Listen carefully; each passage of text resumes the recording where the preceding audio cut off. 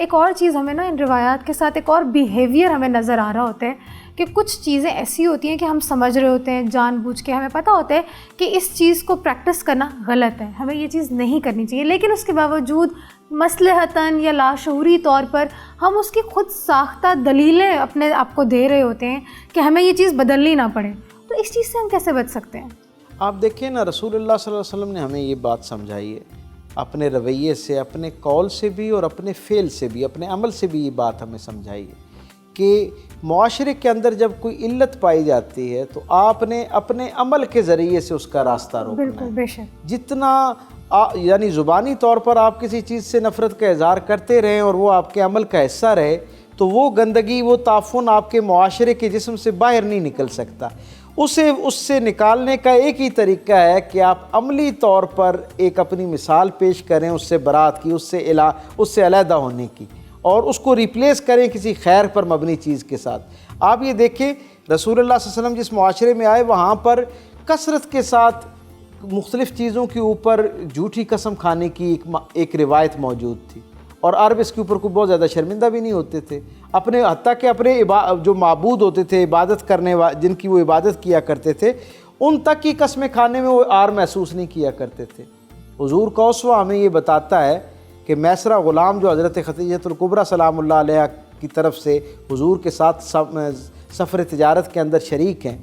وہ جناب خدیجہ الکبریٰ سلام اللہ علیہا کو آ کے واپسی پر حضور کا کیا احوال بیان کرتے ہیں کہ ایک تاجر آتا ہے اور حضور سے اس مال کو کئی گنا نفع کے ساتھ خریدنے کی خواہش کا اظہار کرتا ہے، اور شرط یہ لگاتا ہے کہ آپ وہ جو معبودان باطلہ ہیں ان میں سے کسی کی قسم کھا لے تو مجھے تسلی ہو جائے گی، میں یہ سارا مال آپ کی منہ مانگی قیمت پر اسے آپ سے خریدنے کے لیے تیار ہوں۔ اللہ کے رسول صلی اللہ علیہ وسلم اس مال، اس سودا جس کے اندر ایک بڑا وسیع پیمانے کے اندر جو ہے وہ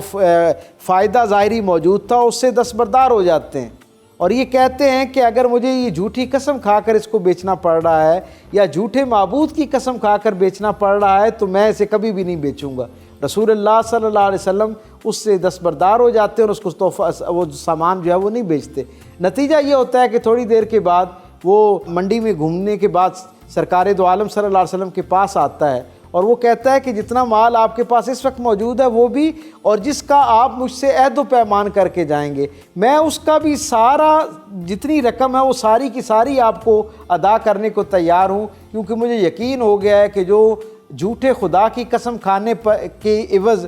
اپنا سارا مال، اس کا سودا قربان کر سکتا ہے، وہ یقیناً سچا آدمی ہے۔ تو رسول اللہ صلی اللہ علیہ وسلم نے اپنے عمل سے اس کا اظہار کیا، اسے تبلیغ نہیں کی کہ تم جھوٹ بولنا بری بات ہے، جھوٹی قسم کھانا بری بات ہے، جھوٹے معبود کی قسم کھانا بری بات ہے۔ یہ تبلیغ بھی کی جا سکتی تھی، اور یقیناً سرکار دو عالم کی وہی میں دلی زبان سے اگر یہ بات اس تک پہنچتی تو اس کے دل کے اوپر وہ دستک دیتی، خیر کا ذریعہ بنتی، لیکن رسول اللہ صلی اللہ علیہ وسلم نے زبان سے زیادہ اپنے عمل کے ساتھ اس جھوٹی روایت کو، اس فرسودہ روایت کو اس معاشرے کے اندر توڑنے کی کوشش کی۔ تو حضور نے اپنے عمل کے ذریعے سے اس معاشرے کے اندر تبدیلی پیدا کی۔ ہمیں بھی اپنے معاشرے کے اندر اگر ان فرسودہ روایات کو ختم کرنا ہے تو اپنی ذات سے اس کا آغاز کرنا پڑے گا، اپنے گھر سے ان فرسودہ روایات کو نکالنا ہوگا۔ جب میرے گھر سے وہ نکلتی ہوئی نظر آئیں گی نا تو کچھ وقت کے بعد آہستہ آہستہ اس کا اثر میری گلی میں نظر آنا شروع ہوگا، میرے محلے میں نظر آنا شروع ہوگا، میرے شہر سے یہ اثر ہوتا ہوا میرے ملک پورے میں پھیل جائے گا۔